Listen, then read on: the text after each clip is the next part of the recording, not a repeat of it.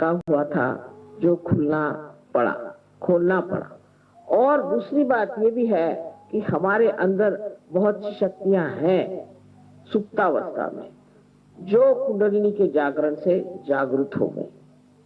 आज आपको मैं यही बताना चाहती हूँ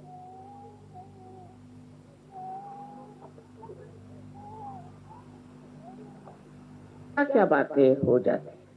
पूरा तो बता नहीं पाऊंगी, उसके लिए तो ग्रंथ लिखना होगा, पर आपको थोड़ा थोड़ा समझा। कुंडलिनी के जागरण से सर्वप्रथम हमारी तंदुरुस्ती ठीक हो जाती है, हमें स्वास्थ्य मिल जाता है। कैसी भी बीमारी हो, मनुष्य स्वास्थ्य पूर्ण होता है, पर उसे ध्यान करना पड़ता है। उसे बार बार अपनी कुंडलिनी को सहस्त्रार से ब्रह्मरंध्र का छेदन करवाना पड़ता है। उस तरफ थोड़ी सी मेहनत करनी पड़ती है। अगर उसने थोड़ी सी मेहनत की तो वो उस स्थिति को प्राप्त होता है जिसे हम निर्विकल्प समाधि कहते हैं। पहले वो निर्विचार होता है, उसे कोई विचार नहीं आता।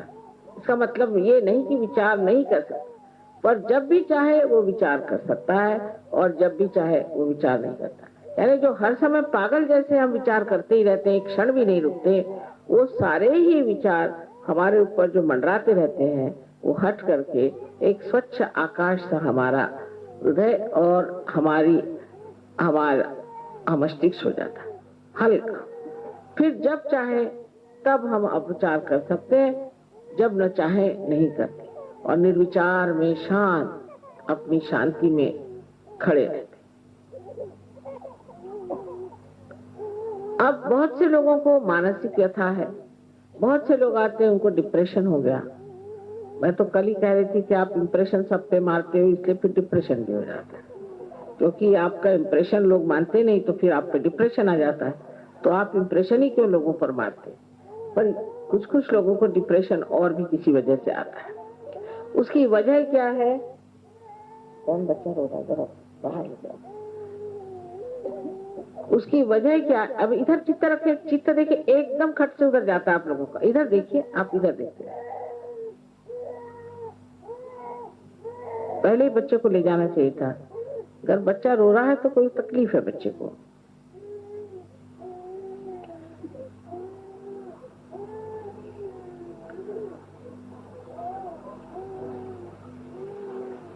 चित्त को जरा आप संयत रखें,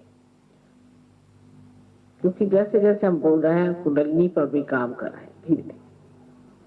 तो सबसे पहले हमारी तंदुरुस्ती ठीक हो जाती है, और अगर उस पे हमने थोड़ा सा अभ्यास किया तो हमेशा के लिए हम ठीक हो जाते हैं। फिर हमें कोई भी बीमारी नहीं लग सकती। एक साहब ने मुझे कहा कि साहब उनको कैंसर हो गया था, उससे तो ठीक हो गया, अब उनको किडनी हो गई। तो मैंने कहा कि आप रोज ध्यान करते थे? तो उनका हंस के कहा हाँ मैं तो करता ही था। मैंने कहा यही तो है, आप हंस के कह रहे हैं, मतलब ये कि आपके लिए एक मजाक की चीज होगी ध्यान करना।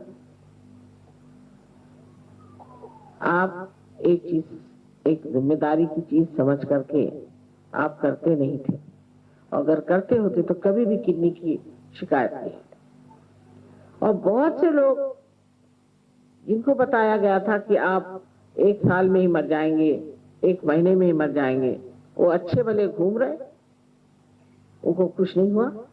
सालों बीत गए, अच्छे से घूम रहे। जिनकी उम्र बताई गई थी कि आप 50 साल में ही दुनिया से चले जाएंगे, तो वो 70-75 चल ही रहे,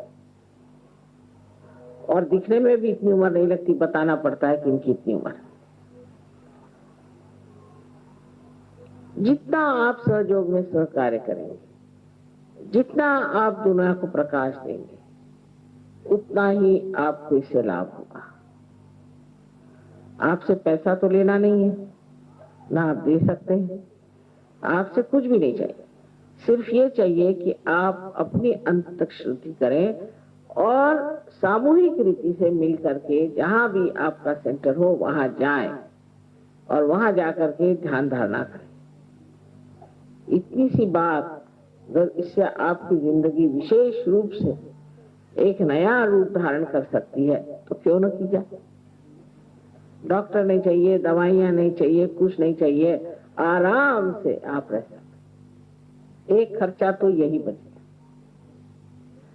दूसरा खर्चा ऐसा बचा है कि जैसे मैंने कहा किसी को मानसिक क्लेश है।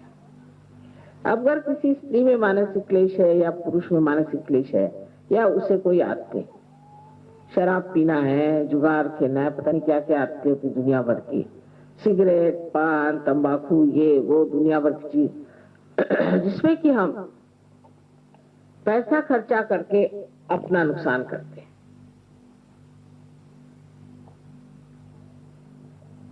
अपना नुकसान और अपने घर वालों का नुकसान, और उनके सामने कोई ध्येय भी नहीं रह जाता। ये सारी आदतें एक साथ छूट जाती, मानो कि कोई आदत ही नहीं रह जाती। जैसे बहुतों को आदत है सवेरे उठ के चाय पीने की, याद ही नहीं रहती चाय पी कि नहीं पी, भाई पी कि नहीं, पूछते पता नहीं पी कि नहीं पी। नाश्ता किया, कहाँ किया नाश्ता, अच्छा चल जान दो, खाना ही खा लेंगे। फिर खाना खाते वक्त भी याद नहीं रहा खाना खाना है, तो 2 दिन ऐसे बीत जाते, पता नहीं चलता खाना खाया कि नहीं खाया और नाश्ता किया कि नहीं। अब ये कि हमें इस चीज का शौक है, हमें ये चीज अच्छी लगती। काफी लोग ऐसे होते हैं कि अब किसी को बेसन के लड्डू अच्छे लगते हैं, तो अब सब लोग उनके लिए बेसन के लड्डू लेके चले, क्यों भाई, उनको बेसन के लड्डू पसंद है। अब वो मरते दम तक उनको बेसन के लड्डू चाहिए, और अगर डॉक्टर ने मना कर दिया तो उसी की भूख लेके मरते हैं, फिर भूत बन के आते हैं और कहते हैं हमें बेसन के लड्डू दो। तो इस तरह के जो शौक है कि उसको ये अच्छा लगता है, उनको ये पसंद है, उनको वो पसंद है, अपने इधर नॉर्थ इंडिया में बहुत ज्यादा है, किसको क्या पसंद है। हर आदमी एक दूसरे की चापलूसी में लगा रहता है कि इनको ये चीज पसंद है तो उनको वो चीज पसंद है। फिर पसंद ना पसंद कोई जानता ही। हमारी लड़कियों को खाना बनाने का बहुत शौक, तो मैंने कहा तुम तो अपने डैडी के लिए इतनी चीजें बनाती हो, मेरे लिए क्या बनाती हो। कहने मम्मी तुमको कौन सी चीज पसंद है, हमें तो पता ही नहीं, तुम्हें तो सभी चीज पसंद है और कोई चीज पसंद भी नहीं, जो मिले सो तुम खा लेती हो। तो मैंने कहा ये बात है भाई, हमें तो कुछ याद नहीं रहता हमें क्या चीज पसंद है। तो इस प्रकार अपनी पसंद और ये चीजें आते हैं, और जब तक आप अपने समाज में रहते हैं तो ऐसी बातें लोग करते हैं कि साहब मुझे तो बढ़िया घी खाए बगैर खाना ही नहीं आता, मतलब बड़े घमंड से खाए, और साहब मैं सुबह 2 सेर दूध पी सकता हूँ। अच्छा, और क्या क्या आप खा सकते हैं बताइए जिसकी बड़ी घमंड से बताए। और साहब मुझे तो बाथरूम ऐसा चाहिए कि चकाचक हो। कौन साफ करता है आपके यहाँ? मेरी बीवी। और खाना वो भी मेरी बीवी। आप क्या करते हैं? जी नहीं, मैं नौकरी करता हूँ सुबह शाम तक, और सिर्फ सिगरेट पीता हूँ, कभी शराब पीता हूँ, और कभी इधर उधर जरा चला जाता हूँ, बस। सो ये सब बातें जाके मनुष्य अपनी उपादेयता, यूजफुलनेस को समझता है कि मैं क्या क्या कर सकता। अपने जीवन का कोई अर्थ नहीं। इसी तरह से हमारे यहाँ आदमी और औरत जीते हैं। जरा आप पार होने के बाद उन्हें देखिए, लगता है कि पागल है क्या, इनके जीवन का कोई अर्थ है कि नहीं है। ये ज्यादा आपको विदेश में देखा जाए। किसी आप लेक में चले जाइए, कोई बोट होगी, उसमें खड़े हैं घंटों। मैंने कहा कर क्या रहे? कह ले ये बोट पे बैलेंस करें। अरे मैंने कहा भाई कुछ उनको काम धंधा और नहीं कहने लगे कि ये मजा उठा रहे। इसमें क्या मजा उठा रहे, बेवकूफ जैसे खड़े हुए बोट को ऐसे पकड़े, और घंटों। ऐसे तो कोई मछली नहीं कर सकती, कोई जानवर नहीं कर सकता, ये आदमी है कि क्या है जो कि घंटों अपने। एक साहब मुझे जाना है कल, जरूर लंदन जाना है, मेरे किसी का टिकट मिलना चाहिए, ये वो मेरे हस्बैंड के पीछे पड़े, मुझे किसी ने बुकिंग कराइए, 3 बार फोन। तो मैंने कहा भाई साहब ऐसी जल्दी क्या? अरे साहब मुझे वहां एक बॉल अटेंड करने का है, डांसिंग, उसके लिए मारो धाड़ करने जाना है। उसमें 4 घंटे जाके नाचेंगे और पांव दुखा के शराब पी के आके पस्त हो जाए। लेकिन वो सोचते हैं कि हमारा जीवन जो है इसी में बहुत विशेष है। और इस तरह से जीवन को इतना हम बर्बाद करते हैं, बात बात में। कहिए हमारे हिंदुस्तान में लोग इतने फैशनेबल भी नहीं। वहां तो एक कांटा, एक चम्मच, एक छुरी इतना नहीं रहता, 5 का चम्मच इधर, 5 छुरियां उधर, 2-3 चम्मच उधर। अब आपको समझ नहीं आता कि क्या क्या खाने का है। इतनी सी चीज खाने के लिए 2 चम्मच लगाइए, कांटे लगाइए, फिर दूसरा दीजिए, फिर तीसरा दीजिए। अभी सीधे सीधे एक थाली लगाओ और खाओ। उससे अच्छा ये है कि केले का पत्ता रखो और खाना खाओ। सरल बात है, उठाया केले का पत्ता फेंक दिया, काम खत्म। लेकिन नहीं, इतना उसमें समय बर्बाद करेंगे। और जैसे ही उनके घर आप जाइए तो फौरन बताना शुरू करेंगे कि ये प्लेट फलानी जगह की है, ये रॉयल डाल्टन की है, ये अमका है, तमका है। और अगर आपके घर आएंगे तो आपकी प्लेट उठा के देखेंगे कि उसके पीछे क्या लिखा। आप क्या वो दुकान खाने वाले? उसमें कौन सी कंपनी का बना हुआ ये देखेंगे कि ये बढ़िया कंपनी का बना है कि। ऐसी चीजों की गुलामी इंसान करता है कि कुछ पूछे नहीं। और उसमें इतनी ज्यादा शोबाजी और आपस में इतनी खींचातानी, कंपटीशन की कुछ पूछे नहीं। इस तरह से मनुष्य अपना जीवन इतना बर्बाद कर देता है। आदमी लोगों का तो क्या कहने, वो तो आपसी रस्सी खींच में ही मारे जाते हैं। अरे भाई, वो आदमी कैसे हायर हो गया, वो कैसे लोअर हो गया, उसका कैसा बड़ा हो गया, उसका कैसे छोटा हो गया। रात दिन उनको ये फिक्र लग रही कि मैं नौकरी में बढ़ कैसे जाऊं। लेकिन कितना भी बढ़ता गया, समाधान तो मैंने देखा नहीं। वो जब तक कब्र में नहीं जाता है, एक टांग उधर और एक टांग इधर, तब तक वो सोचता मेरा प्रमोशन हो जाना चाहिए। अब लास्ट प्रमोशन हो रहा है, लेकिन तो भी वही सोचता कि मेरा प्रमोशन हो। और औरतों को दूसरी चीज से फुर्सत नहीं। औरतों को यह है कि उसने ऐसे बाल बनाए तो मैं क्यों ना बनाऊं, उसने ऐसे जेवर बनाए तो मैं क्यों ना बनाऊं, उसका ऐसा है तो वैसे क्यों ना करूं।